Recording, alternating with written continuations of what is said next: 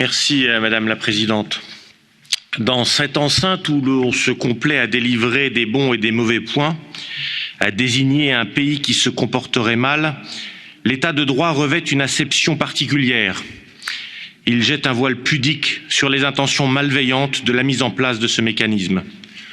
Plutôt que de vous cacher derrière le droit, assumez que ce texte est un texte politique qui vise à faire plier la Hongrie et la Pologne pour leur imposer votre idéologie du progressisme.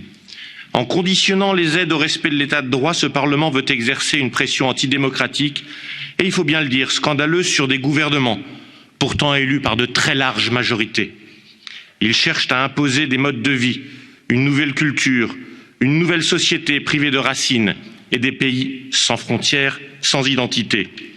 Ce mécanisme aux mains de la Commission lui permet d'imposer son idéologie au mépris des identités nationales, de l'histoire des pays membres et des choix démocratiques des peuples. Son hubris du changement et du progrès ne connaît ni limite ni complexe. Écoutons Marcel Gauchet.